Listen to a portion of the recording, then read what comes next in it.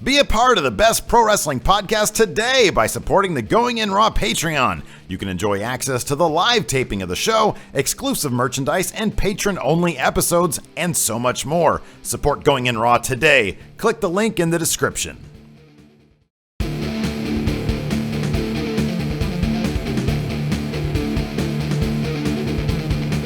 Hey friendo, Steve here. And Larson. And welcome to Going In Raw, the Dirt Sheet. The only pro wrestling news source you need to be coming to right here at youtube.com/Steve and Larson. Also available wherever podcasts are downloadable, including Podbean, Stitcher Radio, Google Play, iHeartRadio, and of course on iTunes, where, man, we're around the hundreds right now, in the upper hundreds of the iTunes sports and recreation category. I want to get solid 80s within a couple months. Okay. Our numbers are looking good though, man. A lot of you people out there are hitting that download button, that subscribe button. You're leaving reviews, you're rating us, and we really appreciate that. Really helps out sort of the status of the channel. Like, it helps us say, hey, we were neck and neck with Stone Cold Steve Austin last week before he said, a matter of hours. Before he said, and we dropped back down into our place. He said, know your role and shut your mouth. Gimmick infringement, Stone Cold. Yeah, so anyways, we have a lot to talk about today. Wow. All sorts of news and info in the pro wrestling world. We scoured the dirt sheets, and we're going to make sure that you guys all know where to go to get the full details on this stuff. We'll tell you where we got this info from. Well, then there's links in the description, too. Correct. There's always links in the description, Always. so you guys can check out. You can fact check us, make sure we know our shit. Our reading comprehension. Exactly, our reading comprehension skills, exactly. Yes. First story. Should we talk about TNA? Yeah, let's talk about some TNA. So, go ahead. So, PW Insider today, this afternoon for us, shortly before we actually started rolling on Dirt Sheet today, reported that Billy Corgan, who has been pursuing a deal to purchase TNA, is now apparently suing TNA, their parent company, Impact Ventures, Dixie Carter, and some other people in the TNA executive branch. Yeah, I like this next part, though. Not only has he filed a lawsuit against the company, he's also applied for and was granted a temporary restraining order against Dixie Carter and her associates. Yeah. He's also asked that the court records remain sealed. Why would he not want to be with, like, did she hire the Dudley Boys to be her henchmen or something? What's going on here? Why would he file a restraining order? I have no idea. I mean, also on PW Insider earlier today, in fact, they had an article up about how there's a lot of heat backstage between Billy and Dixie. Right. And Dixie in particular has a lot of heat on her from, it sounds like, pretty much everybody. Right. And it makes me wonder, this is pure speculation, but Dave Meltzer in a tweet, in his Wrestling Observer newsletter actually said a couple of weeks ago that Dixie's one of the more clueless people he's ever run across during all the sort of rumored negotiations between WWE in order to buy the tape library, Billy Corgan to buy the company and rebrand it from TNA. And then she tweeted out, right before Bound for Glory. Was it right after or before? Well, right before, I think, is one you're probably referring to. When she tweeted out, nothing to see here. She said, the only breaking news is that Bound for Glory either was huge or is going to be huge. I forget which one it is. Yeah, I forget too now. But it's like one of those things where if there's a big deal about to happen on the verge of happening, generally everything goes silent from those camps. And that sounded like the exact opposite of that. So it makes me wonder if that was some sort of, if the deal was imminent, maybe she wanted to try to milk some more out of it, meddle some. I have no idea, no clue. But to be sort of shooting at the mouth like that even if it's on the Twitter, is very strange. It's very odd. And since the court documents so far have been sealed, we don't know what the lawsuit involves, why Corgan is suing. Yeah. We don't know these details. Yeah. He did say, though, that he had funded, I think, 3 rounds. I think this was an interview. I'll link the description. I'll put the link in the description.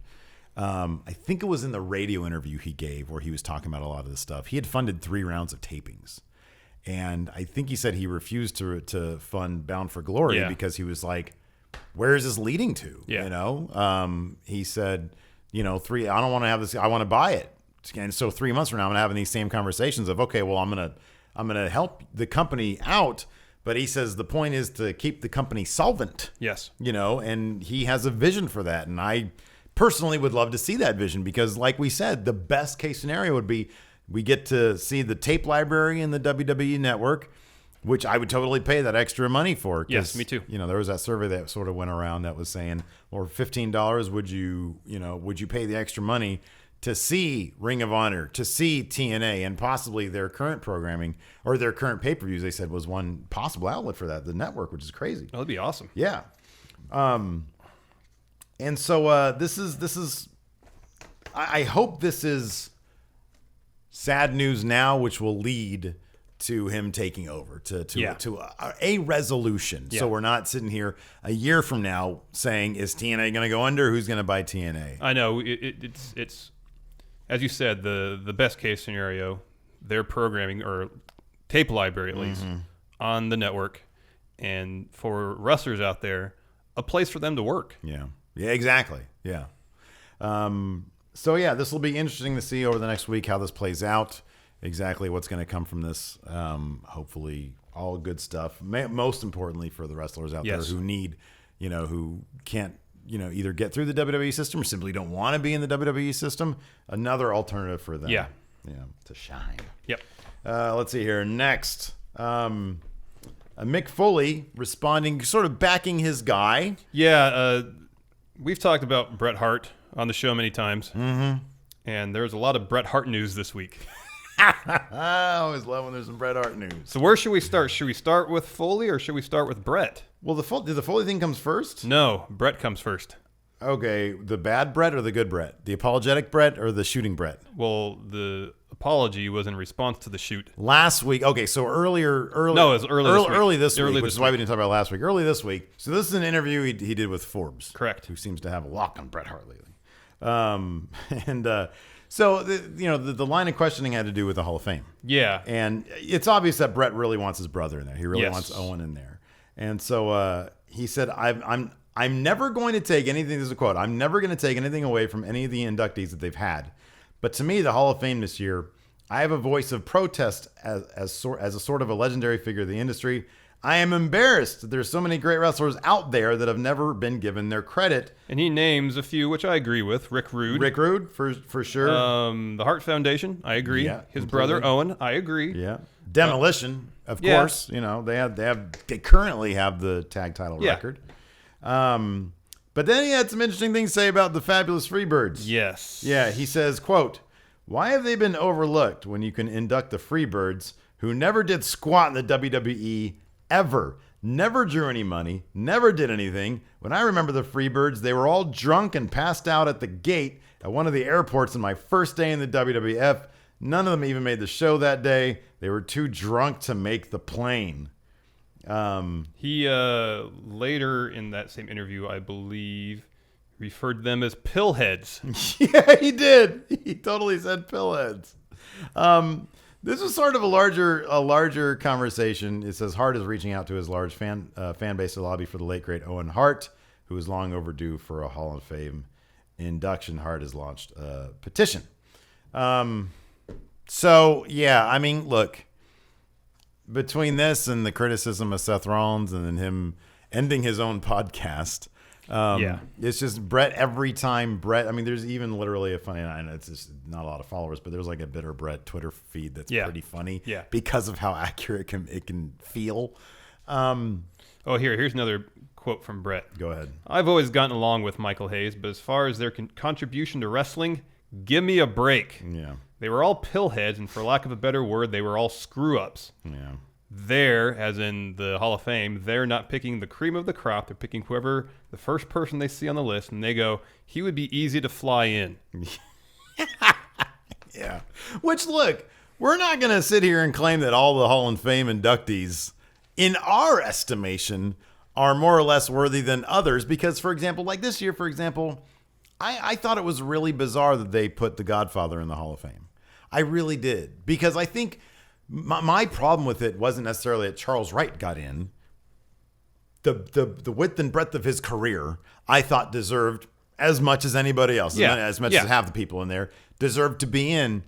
But the Godfather persona is so dated And it just has zero place in today's, like, especially, dude, if you go back and look at some of those Raws, it's just cringeworthy at this point in this place in our society. Yeah.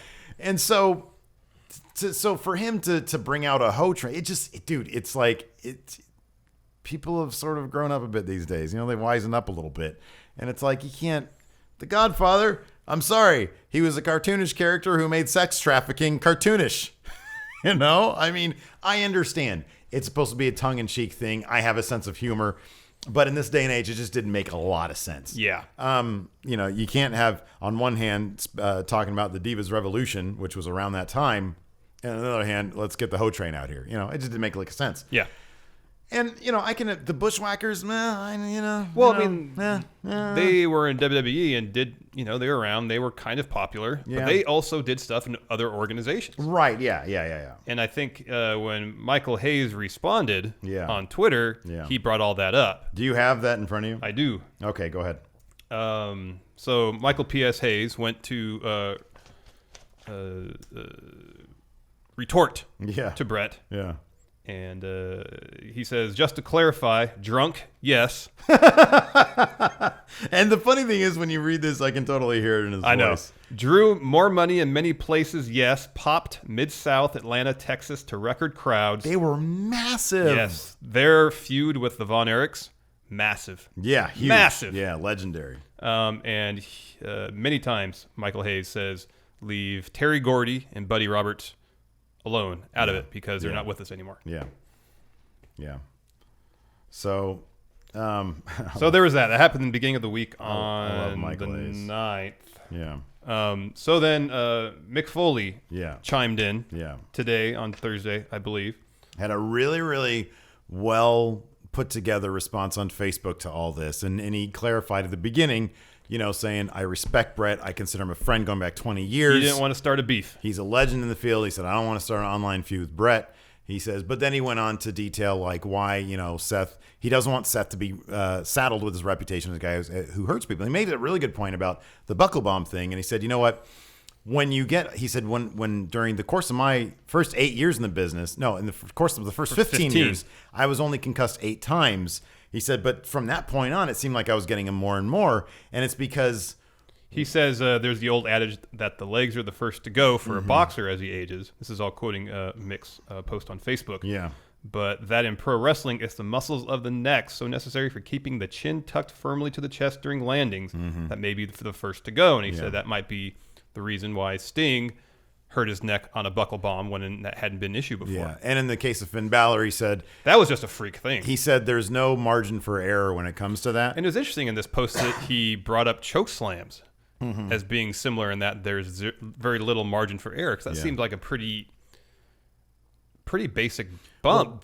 Just looking at it as an outside observer, I don't know anything about the mechanics of taking that bump. Apparently, there's some danger involved, more so than other moves. Yeah, well, Tommy Dreamer a couple months ago tweeted out, I just took my last choke slam ever. I'm never doing it again. Right. So you're right about that. I never realized that either, but when I saw that, I was like, oh, wow, I guess the choke slam is a kind of a tough move to take. Yeah. I mean, it's funny. You're right. There's so many moves out there, and you just don't know what what would do the most damage. Anyways, fast forward to 1 hour ago, as of this filming, Bret Hart took to Facebook and said, I'd like to take this opportunity to formally apologize to Michael Hayes. A while back, I made comments about the Freebirds not being worthy of being in the WWE Hall of Fame as others. It was unfair for me to dismiss their contributions to the industry, and they certainly did great things in Texas with the Von Erich family. Michael Hayes always treated me with great respect, as did Terry Gordy, Ronnie Garvin, and Buddy Roberts, and I'm sorry if I disrespected any of them with my comments. Furthermore, I apologize to both Triple H and Seth Rollins for any hurtful comments made in my podcast. And he basically says that the main reason I quit my podcast is because too often going to be a forum for negativity, and it makes me look bitter. And I'm thinking to myself, podcasts can, like, if you take a look at Stone Cold Steve Austin's podcast, is a perfect example. When he was talking to X-Pac on that podcast, he said early on in my podcast, I decided to stop running people down if I had the opportunity, even if it came up in conversation as sort of a natural form of conversation where he's not looking to disrespect anybody, but nobody's perfect in the industry, and there's people out there in the industry who have less than stellar reputations. But Austin basically just made the choice to steer clear of that, and what a great idea. You know what I mean? It's like I kind of pride ourselves on the fact that here on this show, we try to give benefit of the doubt. Yes. You know, it's like we crack a lot of wise about Lex Luger, but it's all tongue in cheek. And the bottom line is we're fans and we like certain things and we dislike certain things. And so it's, you know, your podcast, your avenue, your outlet, your creative outlet is what you make of it. Yep. And it doesn't have to be negative. It doesn't the have format, to be negative. The podcast form itself isn't inherently negative. Can you imagine how many great stories Bret Hart probably has? He probably has tons. A million. I guarantee he was in the industry for a very long time. And it's like, yeah, some really sad, messed up things have happened to him and his family along the way. But maybe this post is him realizing that he does come off as very negative and very bitter. And he can simply turn that around by doing more interviews with Forbes, by reviving his podcast and talking about the good times he had. He can celebrate his brother. He can celebrate, you know, talking about the Freebirds being drunk at the airport his first day. That could make for a hilarious story if he brought Michael Hayes onto his podcast. And I will guarantee you, Bret Hart could probably bring a million great guests onto his podcast. Yeah. He's such a well-respected, you know, superstar. Yeah. How many people have said, you know, who are wrestling now, that Bret Hart was their hero, was their favorite wrestler? Yeah, exactly. I mean, he's a really well-respected wrestler. Yeah. He could probably get anybody he wanted on his show. Absolutely. So I really do hope this is because, I mean, you know, it's easy to sort of sit here and say, oh, bitter Bret's at it again, because, you know, too often the case has been true. But at the same time, you hope that that this is maybe some sort of self-awareness, some sort of realization that, man, I am getting this reputation and I don't really want that. And let me be out there talking about some positive things. I'm sure you have a million great stories about his dad, about his brother, his family, other wrestlers, great his time road at the stories. top. Great road stories, amazing road stories out there. And I'm sure, you know, we both of us are very interested in the mechanics of how a match is put together. He's well known as one of the best ring technicians there ever was. That would be a fascinating conversation to hear. Absolutely. Imagine him and Stone Cold talking about how matches are put together, how psychology is built throughout a match, and what spots are planned in advance to enhance the psychology of a match. I mean, he was fascinating stuff. A legendary tag team wrestler and a legendary singles wrestler. Yeah. He has so much knowledge to give, and he can do it in a positive form. And a lot of people are out there with podcasts now. He'd be up there, dude. Yeah. He would be so far up there. I wonder if maybe what he needs, you know, Ric Flair has a guy, and I forget his name, but Ric Flair's podcast, you know, it's not just Flair and a microphone. Yeah. He has a guy who sort of leads him in directions. Well, Brett did too, didn't he? Oh, I don't know. See, I never listened to it. I think he did. Yeah. But if all it takes is one interesting story on WrestleZone or a Dirt Sheet or whatever, saying, "Hey, Brett had some really cool things to say," and then I'll hit the download button. Yeah. You know. So let's see here. That leads us to our favorite thumbnail cover girl, Paige. Hey, look.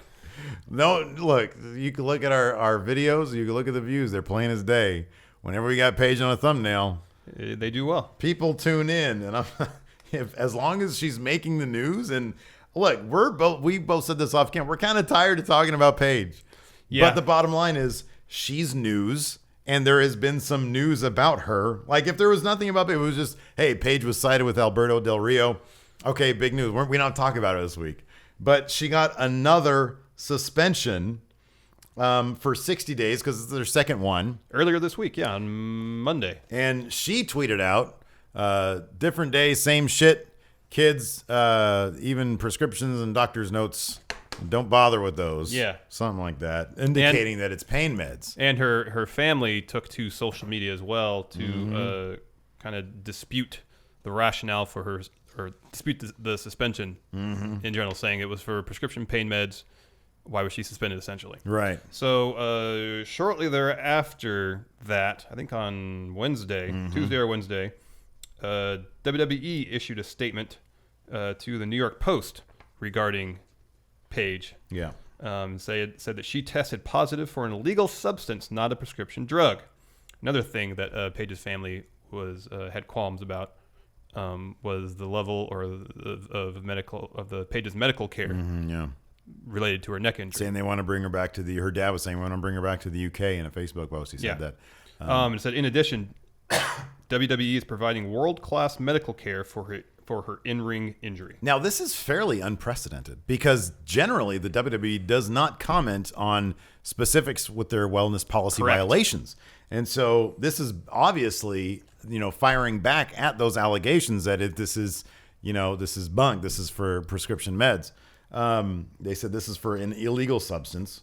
And now, according to TMZ Sports and PW Insider, Paige is scheduled to undergo neck surgery next Wednesday, and is scheduled to be on the mend for 6 to 9 months. But then Wrestling Observer said or reported that WWE may not pay for that neck surgery because there is some disagreement about whether the surgery is necessary. Yeah. Medically necessary. Right. Paige says it is. WWE says it is not. Well, WWE, since they probably view it as an elective procedure, yeah, they won't. According to Wrestling Observer, they don't want to pay for it. Well, they have their own medical people that have to clear these things, and their lawyers have to clear these things. The neck surgeon Paige mentioned in one of her tweets, that's the same neck surgeon that did Nikki Bella's operation and Tyson Kidd, yeah, I believe. Yeah. So if the WWE paid for those ones, it makes you wonder why. And it's not like she went to a doctor that's outside. The doctors at WWE and their talent usually work with. Right. And then, of course, you hear, shit being thrown around. Is she doing this to get out of her contract? And Wrestling Observer even talked about that. And basically, no matter what, she's under contract through 2019. And so she wouldn't be able to do any wrestling, collect on any wrestling. Her boyfriend just did become the president of, I think, some Mexican MMA promotion. He's sort of a figurehead, president figure, sort of to do a lot of publicity and stuff for them. Yeah. But unlike Alberto, she doesn't seem to have a whole lot of other avenues. I mean, I'm sure she's resourceful.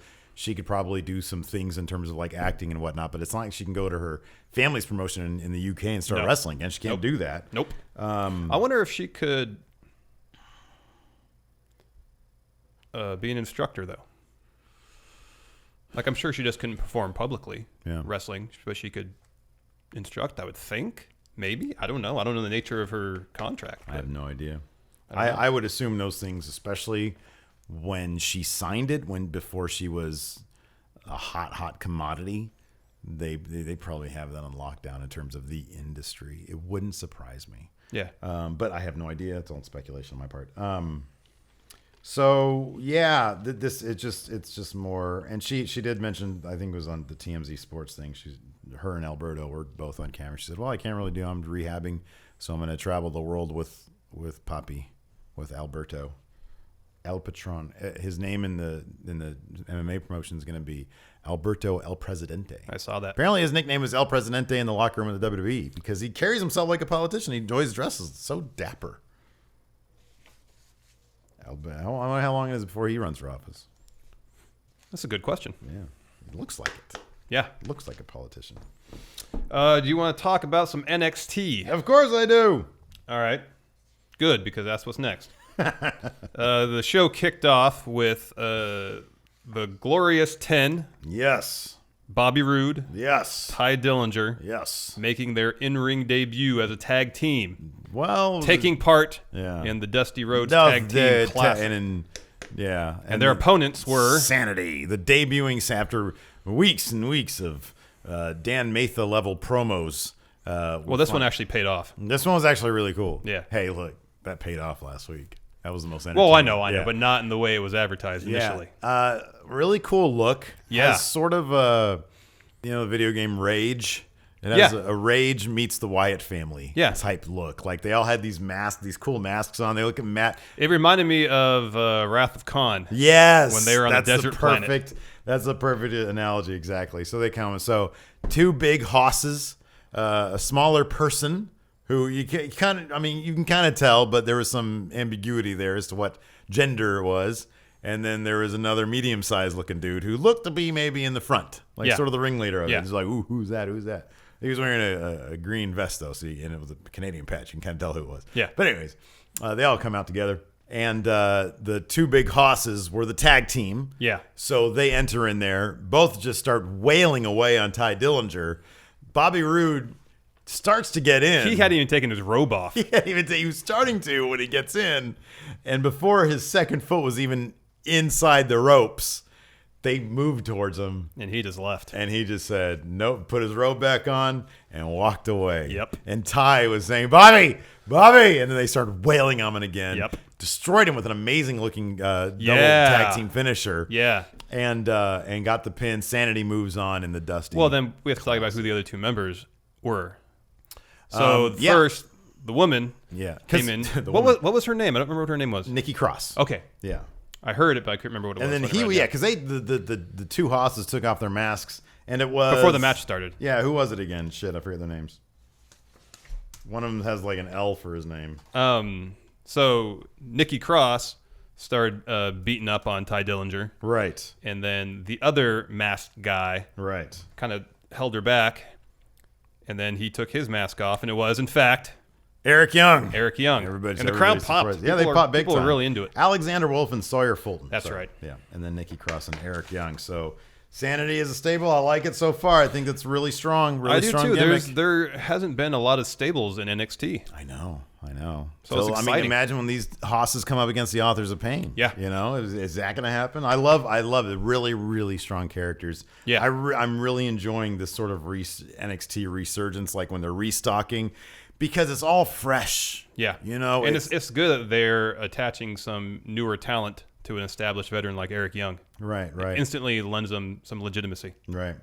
Then they had Billy Kay and what's her Nikki Cross looks good. I love she's so like an unconventional woman's wrestler. No, she was great. Yeah. Billy Kay and Peyton Royce had an interview. They were doing the Mean Girls type thing. Yeah. They were being rude. They were picking on Liv Morgan. Picking on her. Bobby Roode had a post-match interview. Revisionist history on Bobby Roode's part, saying Ty Dillinger begged me to be in a tag team, even though we saw he was the one who came out and asked Ty Dillinger. This is going to be a great feud. It's going to be amazing. It's glorious. Fantastic. I think it's going to elevate Ty. Yeah. It's going to do so much for him. Because even in this short amount of time where we've seen him react to Roode, what would you rather have? Them as a tag team for 6 months or this feud right off the bat? Feuding. Really? Yeah. Oh, I love them as a tag team, though. They were good as a tag team, but I kind of feel like them being them competing. How'd you like? Is going to bring out more. How'd you like? Good stuff. There's that good bit at the beginning. This is why I wanted more of it. When Ty Dillinger did his butt cheek, clenching, his like butt lifts. Yeah. Adam with the 10, and then he did that, and Bobby Roode's great. God, they're so good. But Ty could still do that while they're competing against each other. That's true. He can. Let's see here. Then we had Liv Morgan versus Billy Kay. Billy Kay went over, right? Yep. Yeah. I think I sort of half watched this one. How did Liv Morgan look? About the same. Okay. That's good. I think she's got potential to be a really strong character. I think her development in the ring is maybe further along than her mic abilities. Mm-hmm. But she's a strong character. Yeah. That's what's good about her. And she's got personality and charisma. She's got all sorts of personality and charisma. It's just I like her developing on camera. Yes. Because I think that sort of exponentially, instead of doing it in front of a group of people at NXT, in the Performance Center. In front of Regal all day long. Yeah. Then we had Cien Almas was walking around. This was last week. Yeah. They said after he turned on Cedric Alexander, we caught up with Cien Almas, who was just walking like with a sense of purpose by the NXT bus. And they caught up with him, and he gave this really great. You can tell this guy's born to be a Rudo Delicioso. And he was just yapping away in Spanish, and then he dropped some. He says, "Who is Cedric Alexander? Nobody, nothing." It was great. It was really good. Yeah, I like when they get them and they're still in their ring gear and they're outside. I'm like, why are you outside in your ring gear? Don't you have like maybe in between Full Sail Arena, maybe there's like a locker room or something like outside? That could be. Or like not outside. It's not connected to the actual venue. Not connected. Yeah, exactly. That could be. Then we had TM61 versus Tino Sabatelli and Riddick Moss. Yeah. In the Dusty Classic. Yeah. Is this Tino's TV debut? Or has he been on TV before? I don't know. I mean, apart from Breaking Ground. Right. I think this might have been his TV debut. I don't care. I don't care. I don't know if I'll ever care.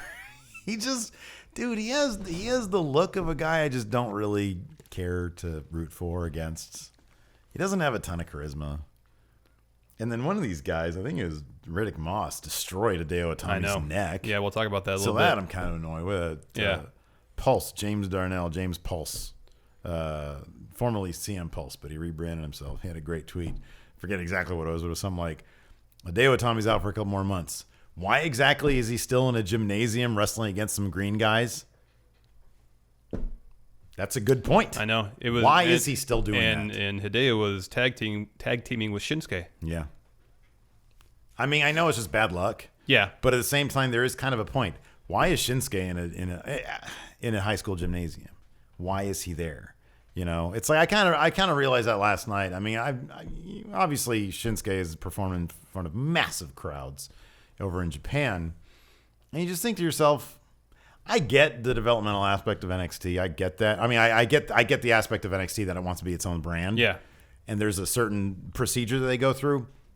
He should have been on Main 3 months ago. Him and Joe. Oh, yeah. You know? I mean, I understand all this, but the bottom line is the little gymnasium shows, they should be for the real developmental talent. This should have been Sabatini and Ross versus somebody else. Sabatelli and Moss versus somebody else. Yeah. Versus, hell, even TM61, but they've been around for a little while doing their thing in Australia. Yep.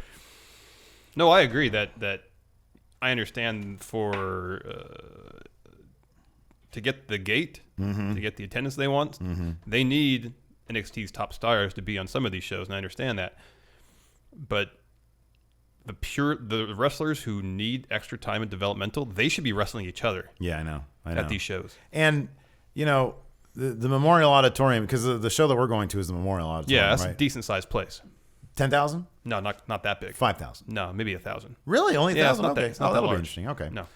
I don't know. I think I appreciate that, but Shinsuke should be at much bigger crowds. No, I agree. And Hideo Itami, like, did you watch the spot? Yeah. It's horrible. Yeah. It's horrible. Hideo just came back from being out for a year.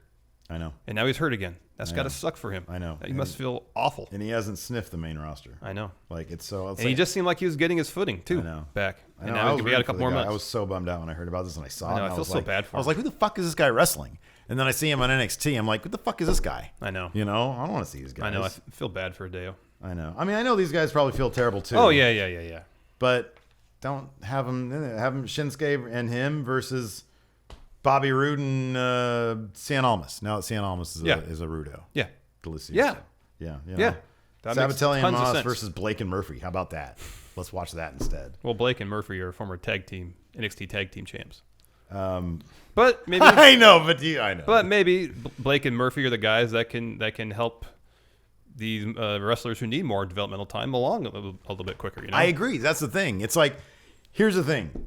They obviously expect and want and could totally get big money out of Hideo Itami. Oh, yeah. Shinsuke Nakamura is going to be massive. That has to happen. I mean, they have to stop with this shit.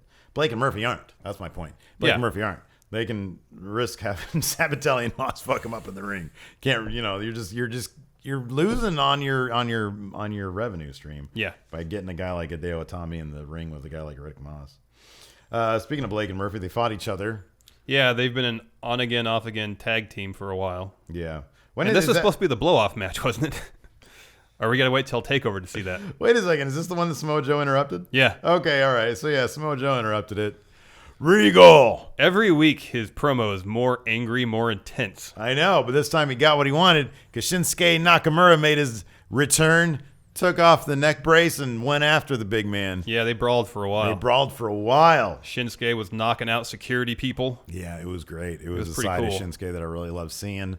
Let's just get this done. When is TakeOver? Survivor Series weekend. Survivor Series also weekend. in Toronto.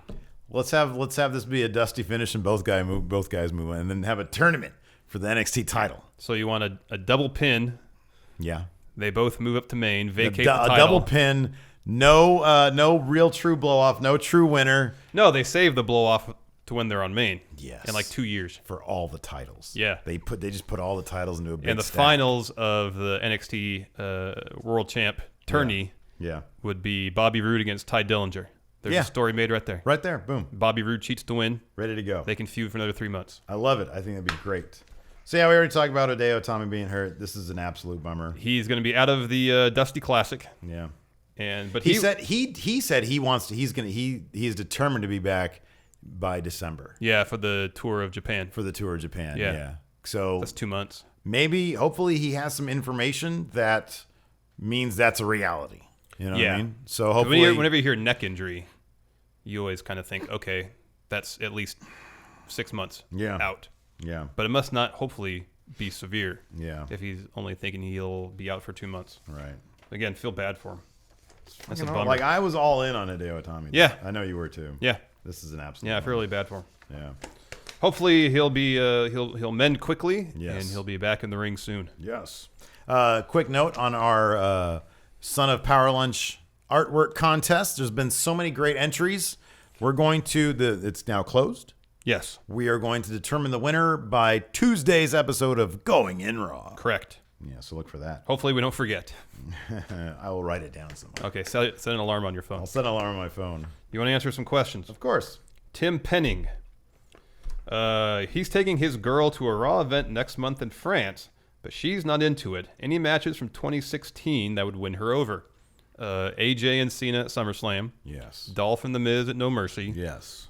Kevin Owens, Sami Zayn at Battleground. Mm-hmm. Am I missing anything? No, I think the Raw one specifically, because what if she watches the AJ Styles one? It's like, oh, I love that AJ guy.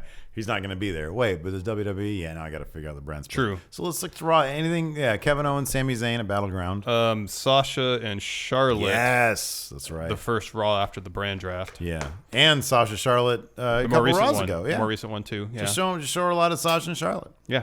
Because they're like, basically kind of headlining these days. I know it's not from 2016.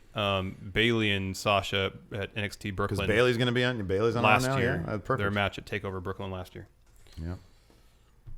Sam Reed, do you think the WWE will ever offer Raw, SmackDown on the network either live or at a shorter time frame than the 30-day wait?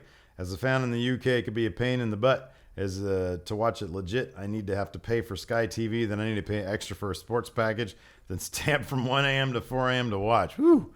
That sounds like a pain in the butt. Yeah. Yeah. Sorry, Sam. Short answer is no. Because ad revenue from selling commercials on Raw and SmackDown, I think, is still, if not the largest source of revenue, it's one of them. Yeah. So unless they can, for sure, make up that revenue through the network, it's not going to happen. Right. Long answer is there's always the possibility. As streaming services become more popular, as their subscriber base grows, it's always a possibility. Because my only caveat to that is, they have the Hulu version, and I know that Hulu has probably a deal with NBC, Viacom, or whoever all that can. Yeah, NBC owns Hulu, don't they? Or they did at one point, I thought. I don't know about that because Hulu also has Fox. They have a bunch of other stuff. They might have a stake in it. They might have a stake in it. Hold on.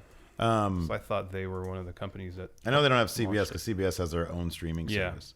But while you look that up, I'll just say streaming is really sort of. Oh, sorry. Owned by a consortium of Disney, Fox, Comcast. Oh, wow. Okay.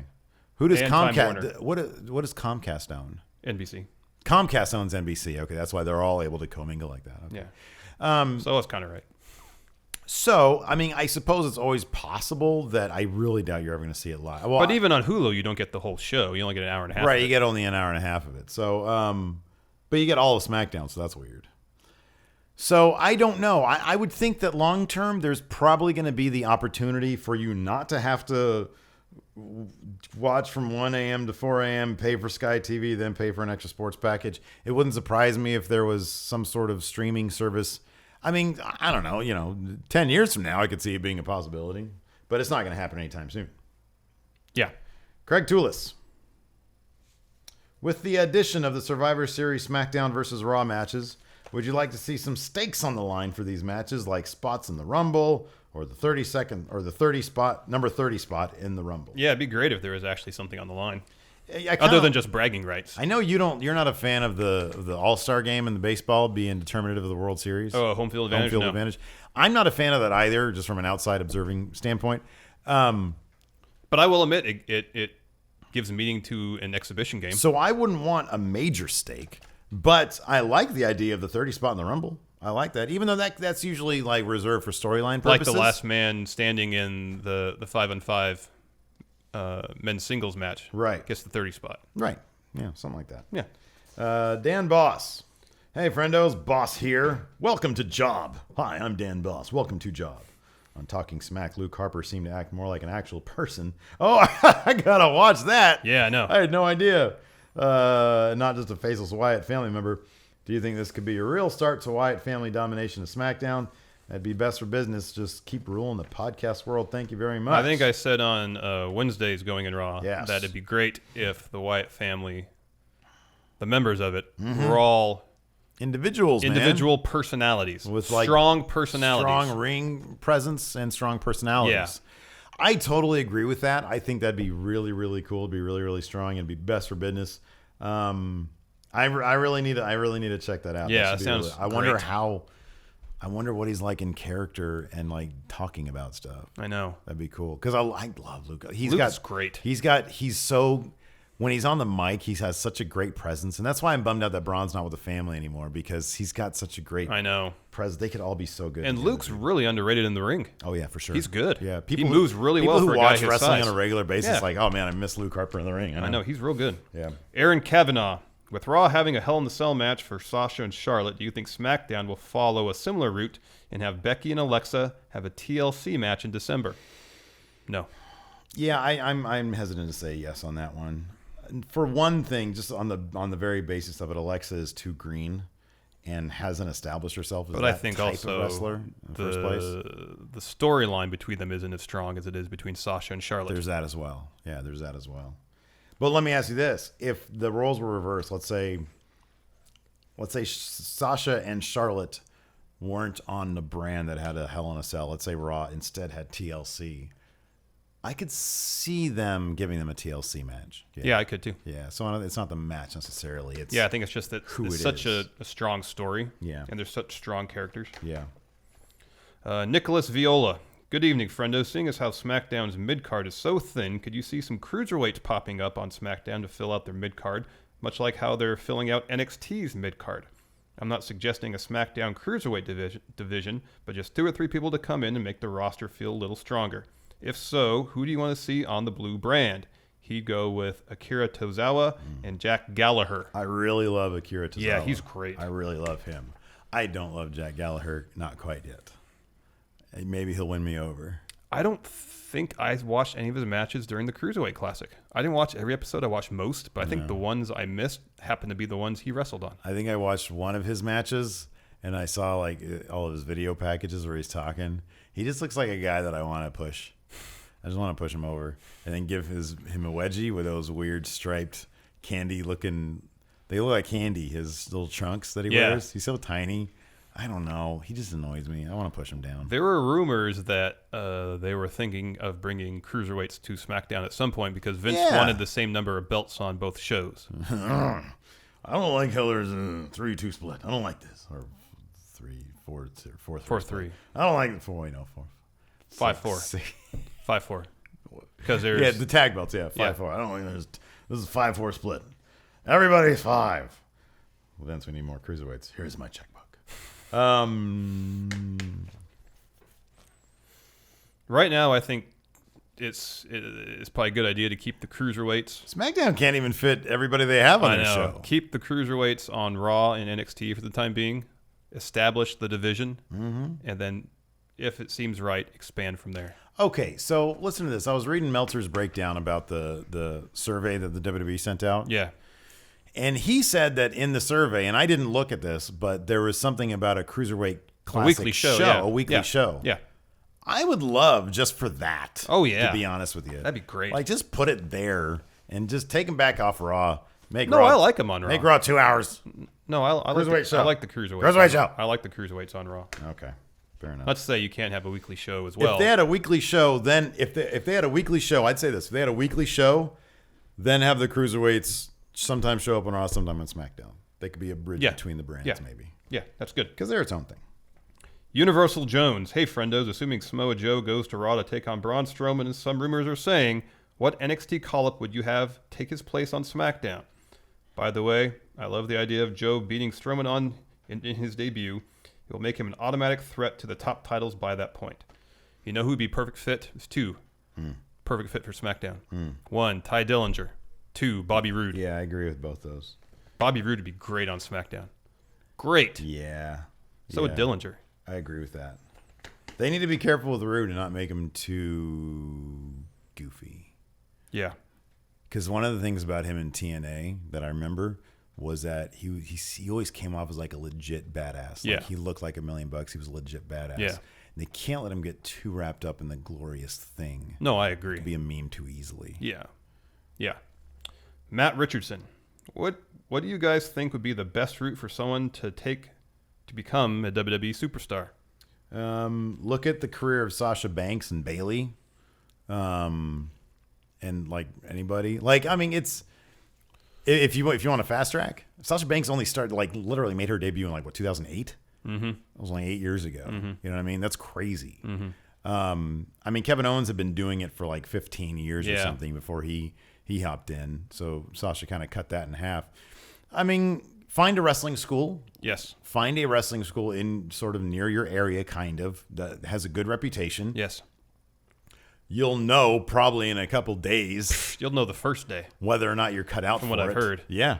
Whether or not you're cut out for it.